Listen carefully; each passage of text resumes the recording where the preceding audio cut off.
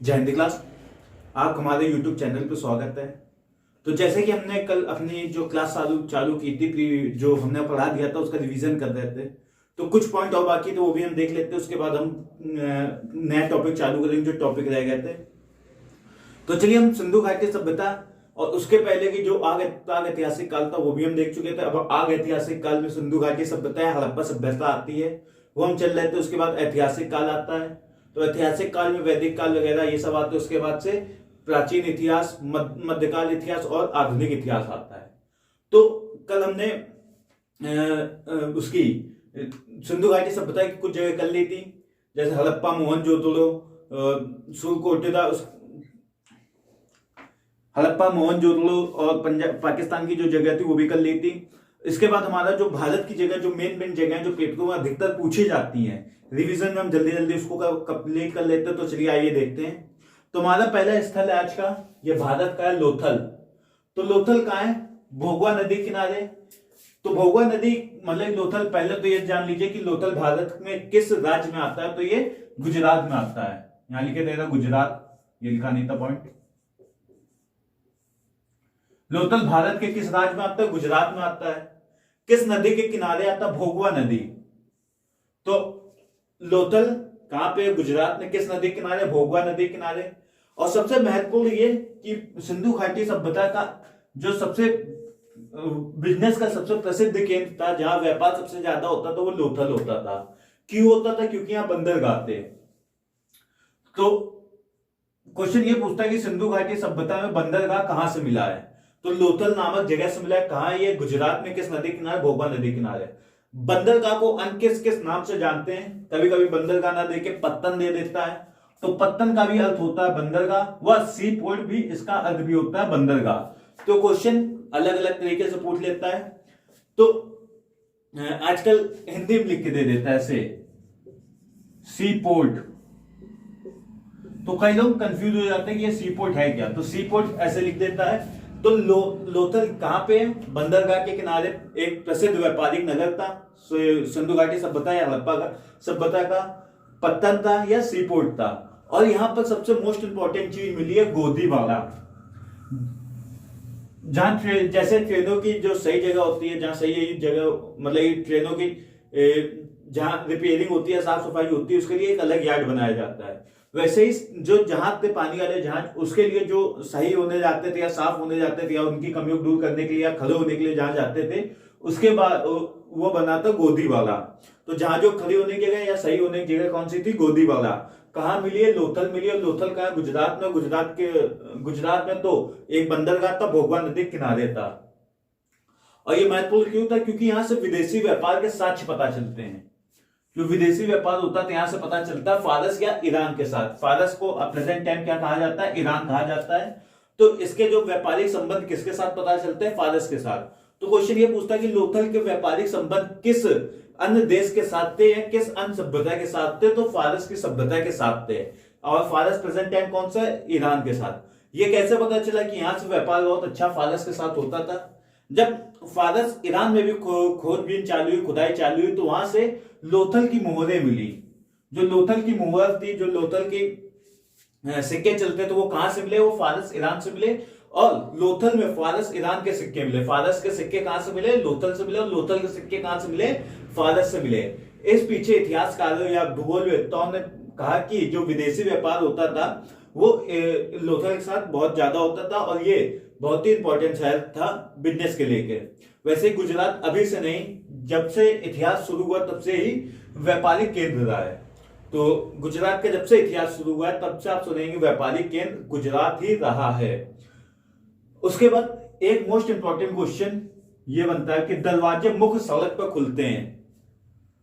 जितने भी अभी तक सिंधु घाटी सभ्यता या हड़प्पा सभ्यता में जितने भी नगर मिले हैं, उसमें से किसी भी जगह से दरवाजे मुख्य सड़क मेन रोड पे नहीं खुलते। जैसे ये घर है, एक सिंपल सा घर बना लेते हैं,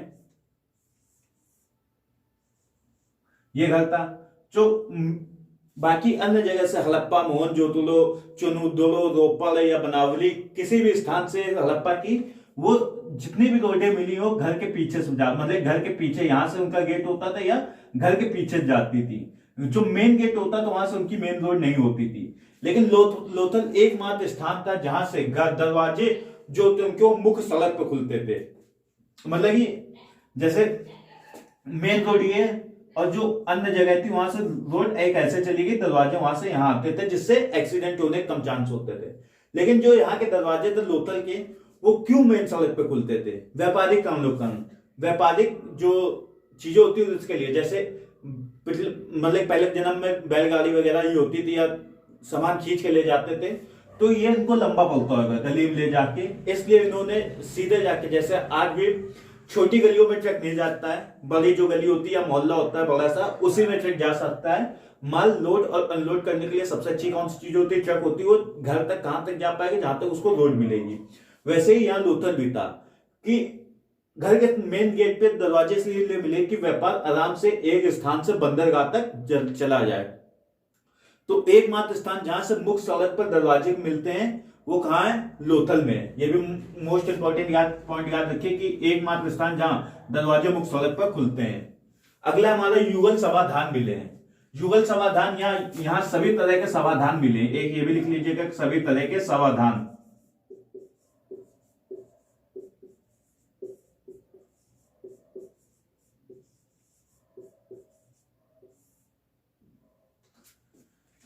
युगल समाधान मिले या सभी तरह के समाधान कहां से मिलते हैं? लोथल से मिलते हैं। युगल समाधान ज्यादा मात्रा मिलते हैं, इसलिए युगल समाधान कहां से मिलते हैं? लोथल से। या सभी तरह के समाधान कहां से मिलते हैं? लोथल से प्राप्त होते हैं। एक मोस्ट इंपोर्टेंट क्वेश्चन ये भी बनता है कि हाथी का दांत लोथल से प्राप्त होता है। तो लोथल से क्या क्या प्राप्त होता है? युगल समाधान, सभी तरह के दरवाजे, फारस की मोहर, व्यापारिक जो विदेशी व्यापार, और युगल समाधान और सभी तरह के समाधान और दरवाजे मुख्य सड़क पर खुलते थे, ये लोथल से प्राप्त हुए।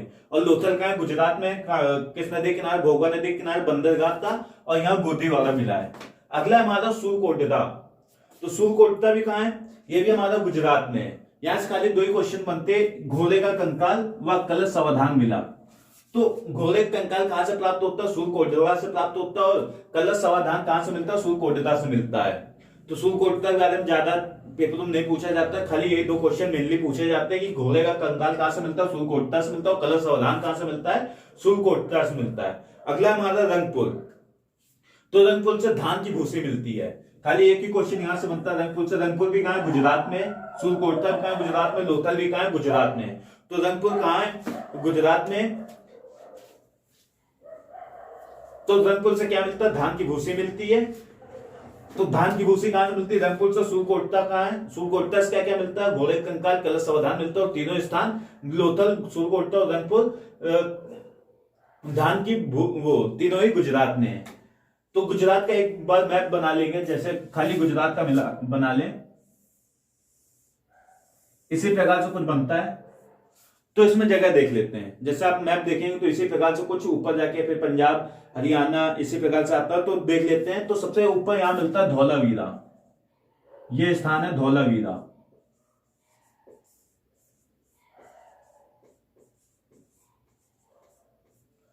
धौलावीरा मिला है। धौलावीरा कहां है? गुजरात में। इसके बाद है यहां पे सुरकोटदा।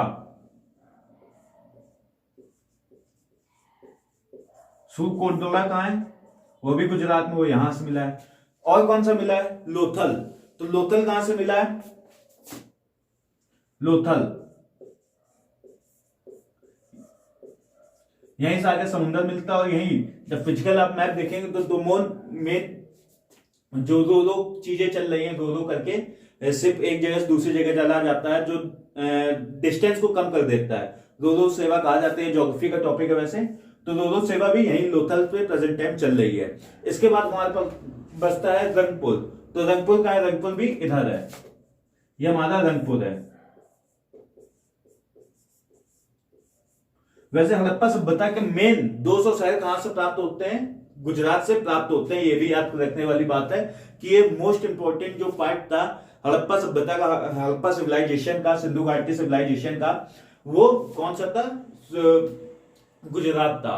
क्यों? तो ये तो आपको समझ में आ गया होगा। यहाँ से बंदरगाह मिले, यहाँ से युगल समाधान मिला है, व्यापारिक केंद्र बहुत अच्छा था इस पीछे। अगला हमारा रोपड़। रोपड़ का है? पंजाब। तो पंजाब किस नदी किनारे स्थित है? सतलज नदी किनारे। तो सतलज।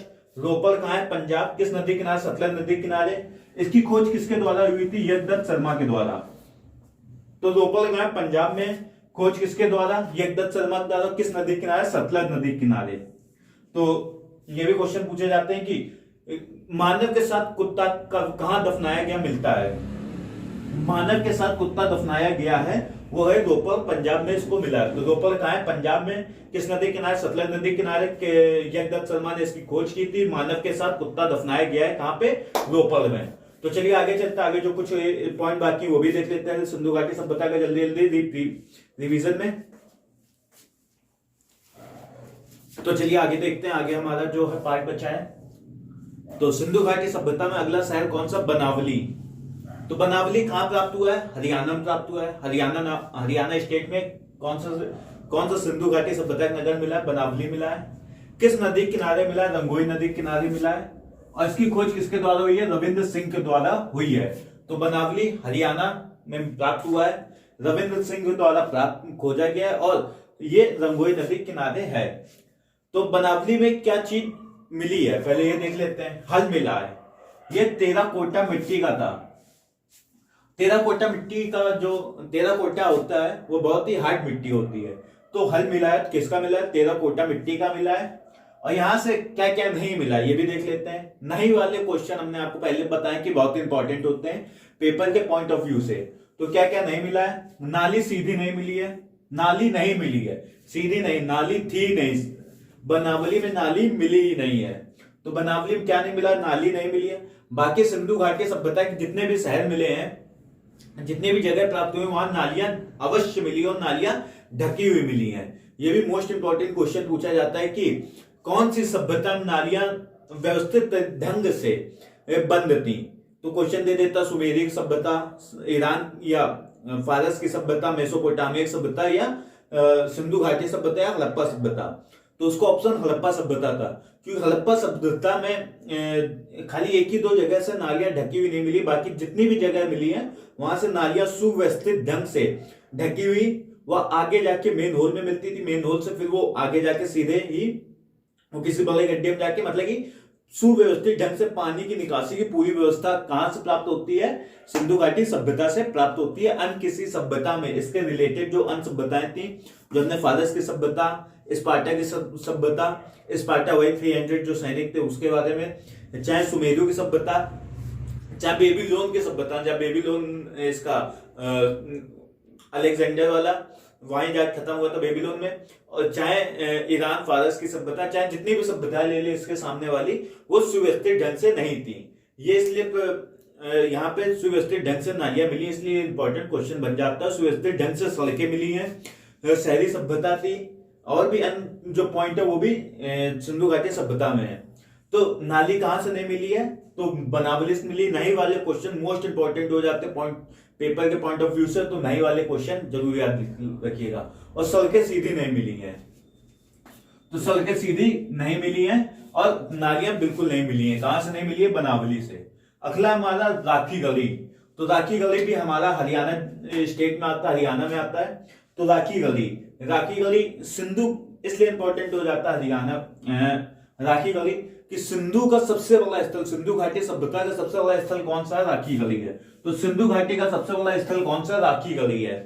एक क्वेश्चन यहां से और पूछता है, दोनों क्वेश्चन पूछे हुए हैं कि सिंधु घाटी सभ्यता का सबसे बड़ा स्थल कौन सा? राखी गली। सिंधु घाटी सभ्यता का सबसे बड़ा शहर ये नोट करके लिख लीजिएगा, 2000 का नोट है ये। सबसे बड़ा शहर कौन सा है?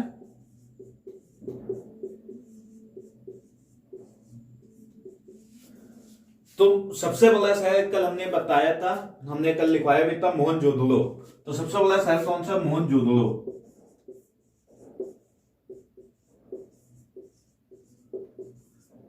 ये पेपर में 1 नंबर पक्का है आपका, ये आप जरूर गलत करके आएंगे। जैसे क्वेश्चन पूछता है कि सिंधु घाटी का सबसे बड़ा शहर कौन सा है, तो 95% जिनको पता होगा वो राखी गली ही टिक करके लाएंगे। और जिनको पता है कि सबसे बड़ा शहर पूछा, शहर, तो शहर कौन सा है? एक ये याद देख लीजिएगा, शहर मोहनजोदड़ो है। और स्थल कौन सा है? स्थल है राखी गली। तो जैसा इसका हम बता देते हैं कि कानपुर से बड़ा हमारा उन्नाव है। जैसे कि हम कानपुर में हैं, तो कानपुर शहर बड़ा है बाय उन्नाव शहर से, लेकिन एरिया वाइज में एरिया जो उसका कानपुर का एरिया और उन्नाव के एरिया में कौन बड़ा है, तो उन्नाव का एरिया बड़ा है। तो वैसे ही जैसे स्थल कौन सा बड़ा है, राखी गली, लेकिन शहर कौन सा बड़ा था, वो मोहनजोदड़ो था। तो आपको कानपुर और उन्नाव याद रखना है। इसी प्रकार से सबसे बड़ा शहर मोहनजोदड़ो और सबसे बड़ा स्थल कौन सा है, राखी गली है। तो ये दो क्वेश्चन यहाँ से बनते हैं और दोनों में इंसान बहुत कंफ्यूज होता है, बच्चे वाले कंफ्यूज होते हैं जब पेपर में क्वेश्चन आता है। और नेट के क्वेश्चन में और पीसीएस के क्वेश्चन में वाला क्वेश्चन दोनों पूछे जा चुके हैं, तो वैसे इंपॉर्टेंट हो जाता है नेट और पीसीएस, वैसे ही पेपर अच्छे होते हैं। नेट का पेपर तो और ही अच्छा बनाता है क्वेश्चन, तो इसके लिए मोस्ट इंपॉर्टेंट क्वेश्चन हो जाते हैं। सबसे बड़ा शहर कौन सा, मोहनजोदड़ो, और सबसे बड़ा स्थल राखी गली। और कालीबंगा मोहनजोदड़ो वार्डन कलम ने बताया था, और मोहनजोदड़ो से ही सड़क मोहनजोदड़ो कह रहे, और एक जगह से और सड़क सीधी नहीं मिली, वो कौन सा स्थान है, तो एक चंदुदुलो से भी सड़कें सीधी नहीं मिली हैं, क्योंकि वहां महिलाएं ज्यादा प्राप्त हुई थी, महिलाओं के समान ज्यादा प्राप्त हुए थे। कहां से, चंदुदुलो से। तो चंदुदुलो से भी सड़कें सीधी नहीं मिली हैं। और कहां से मिली, बनावली, सड़कें सीधी नहीं मिली हैं। तो क्वेश्चन समझ में आएगा, सिंधु का सबसे बड़ा स्थल राखी गली, सिंधु का सबसे बड़ा शहर मोहनजोदड़ो। अगला हमारा कालीबंगा। तो पहले इसका अर्थ ही समझ लेते हैं। कालीबंगा, इसका अर्थ होता है काली चूड़ी। तो क्वेश्चन ये पूछेगा कि काली चूड़ी कहां से प्राप्त हुई है, सिंधु घाटी सभ्यता या हड़प्पा सभ्यता में, तो कालीबंगा से प्राप्त हुई। कालीबंगा से इतनी चूड़ियां प्राप्त हुई कि उसका अर्थ ही काली चूड़ी रख दिया कालीबंगा का। तो कालीबंगा से क्या प्राप्त हुआ, काली चूड़ी प्राप्त हुई है। कालीबंगा किस राज्य में स्थित है, तो राजस्थान राज्य में स्थित है। तो राजस्थान राज्य में स्थित है कौन सा शहर, कौन सा सिंधु घाटी सभ्यता का शहर, कालीबंगा, राजस्थान में। इसका अर्थ क्या है, काली चूड़ी। और इसकी खोज किसके द्वारा हुई थी, ए.के. थापर व बीबी लाल द्वारा। ए बी से याद कर लीजिएगा, ए.के. के भाई बीबी। तो ए.के. के भाई बीबी ने किसकी खोज की है, कालीबंगा की खोज की है। ए.के. के भाई बीबी ने किसकी खोज की, कालीबंगा की खोज की। ए.के. के भाई बीबी ने किसकी खोज की, कालीबंगा की खोज की है। इस पर आप 3-4 बार बोलेंगे, आपको याद हो जाएगा कि ए.के. के भाई बीबी ने किसकी खोज की, कालीबंगा की खोज की है। और कालीबंगा कहां है, राजस्थान में। इसका अर्थ क्या होता है, काली चूड़ी होता है। ये भी क्वेश्चन पूछा गया, कालीबंगा का अर्थ क्या है, काली चूड़ी है। और यहां से क्या मिले, यहाँ पूजा पाठ के सामान बहुत मिला है। कर्मकांड के यज्ञ के साक्ष्य कहां से प्राप्त होते हैं, कालीबंगा से प्राप्त होते हैं। तो कालीबंगा से क्या क्या प्राप्त हुए, कर्मकांड के साक्ष्य प्राप्त हुए, यज्ञ के साक्ष्य प्राप्त हुए, और यहां से क्या प्राप्त हुआ, जुता हुआ खेत प्राप्त हुआ है। तो दो क्वेश्चन यहां से याद रखिएगा। एक, जुता हुआ खेत कहां से प्राप्त हुआ, कालीबंगा से, और हल कहां से मिला है, बनावली से मिला। दोनों अलग अलग जगह है, एक हरियाणा में, एक राजस्थान में। तो ये भी डिफरेंस याद रखिए कि जुता हुआ खेत कहां से प्राप्त हुआ, कालीबंगा से, और हल मिला है वो बनावली से प्राप्त हुआ है। तो जुता हुआ खेत यज्ञ के साक्ष्य व कर्मकांड के साक्ष्य कहां से प्राप्त होते हैं, कालीबंगा से प्राप्त होते हैं। और जुता हुआ खेत कालीबंगा और हल मिला है वो कहां, बनावली से प्राप्त हुआ है। अब अगला हमारा सिंधु सभ्यता की कुछ विशेषताएं जो अन्य सभ्यताओं में नहीं थी, या अन्य सभ्यताओं थी तो बहुत कम थी, वो देख लेते हैं। तो सिंधु सभ्यता की सड़कें पूर्व से पश्चिम की ओर जाती थी। तो क्वेश्चन ये पूछता है कि सिंधु सभ्यता की सड़कें किस ओर जाती थी, पूर्व से पश्चिम, पश्चिम से पूर्व, दक्षिण से उत्तर, उत्तर से दक्षिण। तो पूर्व से पश्चिम की ओर जाती थी, मतलब कि प्रेजेंट टाइम का देख लें तो जैसे हमारा इधर असम या पूर्वोत्तर राज्य से गुजरात की ओर, प्रेजेंट टाइम इसी प्रकार से आप कर लीजिएगा। सिंधु सभ्यता की सड़कें इधर से हो जाती थी, पूर्व से पश्चिम की ओर जाती थी। मेनली थी नालियां ढकी हुई थी, जो जितनी भी नालियां मिली प्राप्त हुई है उसको सुव्यवस्थित ढंग से ढक कर रखा गया, तो उनको एक लाइन से सड़क किनारे ही चलाते थे, और वो आगे जाके चौराहे के पास मेन होल में मिल जाती थी। तो नालियां ढकी हुई थी, वो सुव्यवस्थित ढंग से थी, सड़क किनारे थी, मेन होल आगे जाके वो मेन होल से प्राप्त मिल जाते घर से निकल के। और एक मोस्ट इंपोर्टेंट क्वेश्चन की सिंधु घाटी सभ्यता मात्र सत्तात्मक थी। तो सिंधु घाटी सभ्यता कैसी थी, मात्र सत्तात्मक थी। और यहां से सिर्फ भगवान पशुपति की मूर्ति प्राप्त हुई है। ये भी कहां से प्राप्त हुई, मोहनजोदड़ो से प्राप्त हुई, सिर्फ भगवान पशुपति की मूर्ति। और सिंधु घाटी सभ्यता के लोग युद्ध से परिचित नहीं थे। यहां से कोई भी हथियार का साक्ष्य नहीं मिला, लाइन लोहे की तलवार या कोई भी अन्य प्रकार का हथियार यहां से प्राप्त नहीं हुआ। ये युद्ध से बिल्कुल परिचित नहीं थे, सिंधु घाटी सभ्यता के लोग युद्ध से बिल्कुल परिचित नहीं थे। और अर्थव्यवस्था मेनली किस पे आधारित थी, कृषि आधारित थी। जो इनकी अर्थव्यवस्था थी सिंधु घाटी सभ्यता वो किस पे आधारित थी, कृषि पर आधारित थी। वह माप तौल इनका 16 का गुणज चलता था, 16 का टेबल चलता, 16 का मल्टीपल चलता है। जो आप कह लीजिए जो इनका माप तौल था वो 16 के मल्टीपल में आता है, 16 का गुलेज में आता था या 16 के पहले में आता था, 16 टेबल में आता, जो भी आप कहना चाहें। तो इनकी माप तो लिया किस प्रकार की थी, 16 गुलेज में थी। जैसे 16, 32, 48 ये केजी मान लीजिए या मिलीग्राम मान लीजिए, जो मानना आपको मान लीजिए, 16, 32, 48 इस प्रकार से 16 के टेबल में इनकी जो गुलेज माप तौल थी वो चलती थी। इसके बाद ये शहरी सभ्यता थी। और एक मोस्ट इंपोर्टेंट क्वेश्चन बनता है कि सिंधु घाटी सभ्यता में सबसे ज्यादा किस रंग के मृदभांड मिले हैं, तो लाल मृदभांड मिले हैं। अगला हमारा टॉपिक मृदभांडी है, तो लाल मृदभांड सबसे ज्यादा कहां से मिले, सिंधु घाटी सभ्यता से प्राप्त हुए हैं। तो क्या क्या मिला, सिंधु सभ्यता सड़कें पूर्व से पश्चिम को जाती थी, नालियां ढकी थी, मात्र सत्तात्मक थी, सिर्फ भगवान पशुपति की शिवलिंग मिली, युद्ध से परिचित नहीं थे, अर्थव्यवस्था कृषि आधारित थी, मापतौल 16 गुलस था, शहरी सभ्यता थी, वह मृदभांड लाल रंग के मिले हैं। बाकी वो अन्य नगर जो हमारे थे, वो मेन नगर जो सिंधु घाटी सभ्यता से पूछे जाते हैं वो हमने करवा दिए हैं। अब अगला चलते हैं, अगला हमारा टॉपिक है मृदभांड। तो मृदभांड भी जल्दी से देख लेते हैं। तो चलिए आगे देखते हैं। आगे हमारा मतलब कि जो हमने सिंधु घाटी सभ्यता का रिवीजन कर लिया है। अब हमारा अगला टॉपिक है मृदभांड, जिसको हम इंग्लिश में पोट्री या वेयर भी कहते हैं। तो मृदभांड, पोट्री या वेयर, इसकी खोज सर्वप्रथम किसके द्वारा शुरू की गई थी, तो इसकी खोज फ्लिंडर द्वारा शुरू की गई थी। तो इसकी खोज सर्वप्रथम किसके द्वारा शुरू की गई थी, फ्लिंडर द्वारा शुरू की गई थी। वह भारत में इसकी खोज किसके द्वारा शुरू की गई थी, तो बीबी लाल द्वारा की गई थी। तो अलग अलग क्वेश्चन बनते हैं कि इसकी खोज किसने की थी, फ्लिंडर द्वारा, और भारत में बीबी लाल द्वारा। तो ये दो अलग अलग क्वेश्चन है, इस पर ध्यान दीजिएगा कि मृदभांड की खोज किसके द्वारा शुरू की गई। दोनों ऑप्शन दिए होंगे, फ्लिंडर भी, बीबी लाल भी, तो उसमें फ्लिंडर लगाई। लेकिन अगर यह दे दिया जाए कि भारत में किसके द्वारा इसकी खोज की गई थी, मृदभांड की खोज की गई थी, तो बीबी लाल द्वारा की गई थी। और इसे पुरातत्व की वर्णमाला कहा जाता है। तो क्वेश्चन ये पूछेगा कि पुरातत्व की वर्णमाला किसे कहा जाता है, तो मृदभांड को कहा जाता है। तो मृदभांड को क्या कहा जाता है, पुरातत्व की वर्णमाला कहा जाता है। और इसका पहला साक्ष्य नवपाषाण काल में कहां प्राप्त हुआ था, तो प्रयागराज में प्राप्त हुआ था। हमारा आज का इलाहाबाद, पुराना इलाहाबाद, आज का नया नाम प्रयागराज। तो पहला साक्ष्य नवपाषाण काल में कहां से मिला है, प्रयागराज से प्राप्त होता है। तो मृदभांड का पहला साक्ष्य नवपाषाण काल में किस स्थान से प्राप्त होता है, प्रयागराज यूपी से प्राप्त होता है, संगम भी कहा जाता है। इसकी आयु किस प्रकार से ज्ञात करते, कौन से प्रोसेस के द्वारा प्राप्त करते, थर्मोल्यूमिनस के द्वारा इसकी आयु प्राप्त ज्ञात की जाती है। तो मृदभांड की आयु किसके द्वारा ज्ञात की जाती है, तो थर्मोल्यूमिनस के द्वारा इसकी आयु ज्ञात की जाती है। तो मृदभांड की आयु किसके द्वारा ज्ञात की जाती है, थर्मोल्यूमिनस के द्वारा ज्ञात की जाती है। जो हमारा हस्तिनापुर है, ये जो हस्तिनापुर है, ये मेरठ यूपी वाला हस्तिनापुर है। तो हस्तिनापुर से यहां लिखे दे रहे हैं मेरठ यूपी, एक विधानसभा भी है हस्तिनापुर। तो हस्तिनापुर से मृदभांडों का विस्तृत अध्ययन किया गया और सबसे ज्यादा मृदभांड भी हस्तिनापुर से प्राप्त होते हैं। तो हस्तिनापुर कहां है, पहले तो ये जान लीजिए, मेरठ यूपी वाला है। ये मृदभांडों का विस्तृत अध्ययन कहां से प्राप्त होता है, तो वो भी हस्तिनापुर से प्राप्त होता है। और सबसे ज्यादा मृदभांड कहां से प्राप्त हुए हैं, वो भी हस्तिनापुर से प्राप्त होते हैं। तो चलिए जान लेते हैं हड़प्पा, वैदिक काल और महाजनपद काल में कौन कौन से मृदभांड मिले हैं। तो हड़प्पा काल में कौन से मृदभांड प्राप्त हुए हैं, तो गैरिक मृदभांड प्राप्त हुए या ओल्ड कलर पोट्री प्राप्त हुए हैं।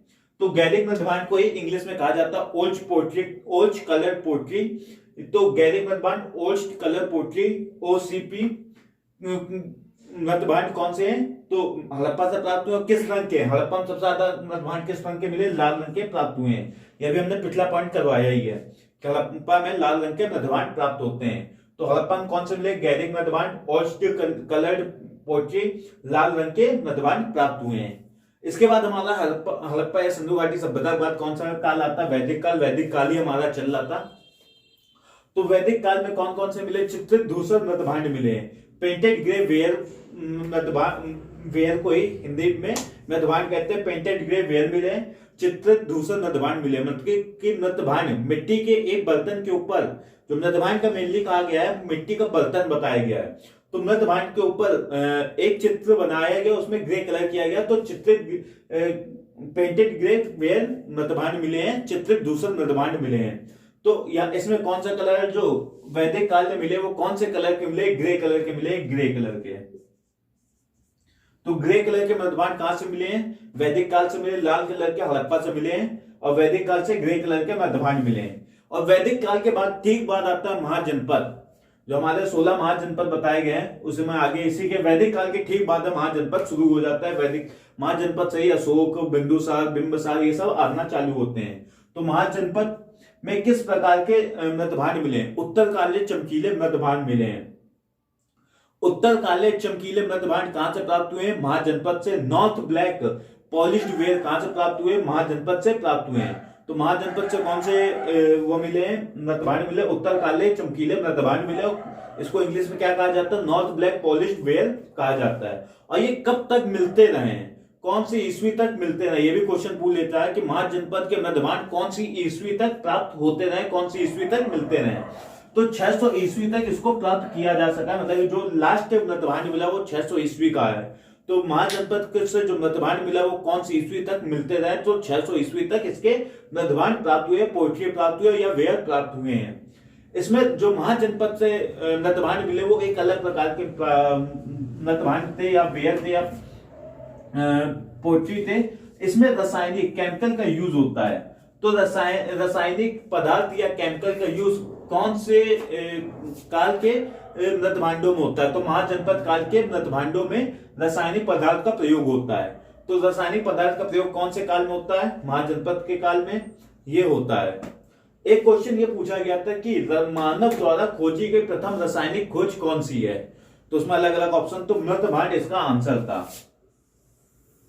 तो एक ये भी मोस्ट इंपोर्टेंट क्वेश्चन बन जाता है कि मानव द्वारा खोजी गई प्रथम रासायनिक खोज कौन सी? मृदभांड है। मानव द्वारा खोजी गई प्रथम रासायनिक खोज मृदभांड।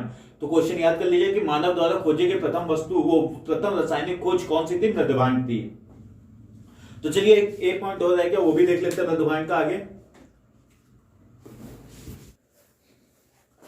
तो चलिए मृदभांड का जो पॉइंट रह गया तो वो भी देख लेते हैं। तो मृदभांड में हमारा अगला है कृष्ण काले लाल मृदभांड, ब्लैक रेड वेयर। ये भी मोस्ट इंपोर्टेंट मृदभांड है। तो ये भी पेपर में बहुत पूछे जाते हैं। काले लाल मृदभांड, ब्लैक रेड वेयर। तो कृष्ण लोहित मृदभांड भी इन्हें कहा जाता है। तो कृष्ण लोहित मृदभांड किन्हें कहा जाता है? ब्लैक रेड वेयर या काले लाल मृदभांड को कृष्ण लोहित मृदभांड कहा जाता है। तो काले कौन थे? कृष्ण जी थे। मतलब कहा जाता है कि वैसे सांवले रंग के कृष्ण जी थे, लेकिन मेनली कहा जाता है कि काले रंग के कृष्ण जी बताए जाते हैं। तो कृष्ण जी कैसे थे? काले थे। तो किसे काले रंग के मृदभांड कृष्ण मृदभांड कहते हैं, कृष्ण लोहित मृदभांड कहते हैं। काले लाल मृदभांड को कहा जाता है कृष्ण लोहित मृदभांड। और ये ताम्रपाषाण काल से महाजनपद तक प्राप्त हुए हैं। ताम्रपाषाण काल से लेकर महाजनपद तक काल तक कौन से मृदभांड मिले? ब्लैक रेड वेयर, काले लाल मृदभांड प्राप्त हुए हैं। तो इतने सिंपल तरीके से आपको मृदभांड या प्रीवियस जो सिंधु घाटी सब बताया, उससे पहले आगे ऐतिहासिक काल, प्रागैतिहासिक काल बताए हैं, वो इतने सिंपल तरीके से आपको समझा दिए, आपको तुरंत याद हो जाएंगे अगर आप उसको एक बार इसी तरह ध्यान से देख लेंगे। तो चलिए आज की जो हमारी रिवीजन क्लास है समाप्त होती है। कल से जो हमारा टॉपिक चल रहा था उसी को चालू करते हैं। उस टॉपिक बीच में एक साहित्यिक स्रोत करके एक टॉपिक बीच में छूट जाता है वैदिक काल शुरू करने से पहले। तो उसको कल हम साहित्यिक स्रोत को करवा देंगे, उसके बाद हम वैदिक काल पे वापस आएंगे। क्योंकि अगर वो छूट गया तो वो वापस फिर नहीं आ पाएगा। साहित्यिक स्रोत एक बार उसको हमने बहुत शुरुआत में करवाया था जब हमने क्लास बनाना शुरू की थी। तो एक बार उसको फिर से अच्छे से समझा देंगे, सिंपल वे में समझा देंगे कैसे याद करना है। और ये आज की क्लास हम यही समाप्त करते हैं। आपको कोई डाउट या कुछ पूछना हो उसमें कमेंट बॉक्स में लिख दीजिएगा। बाकी हम कल फिर मिलेंगे नई क्लास के साथ। आज के लिए यही समाप्त करते हैं। जय हिंद।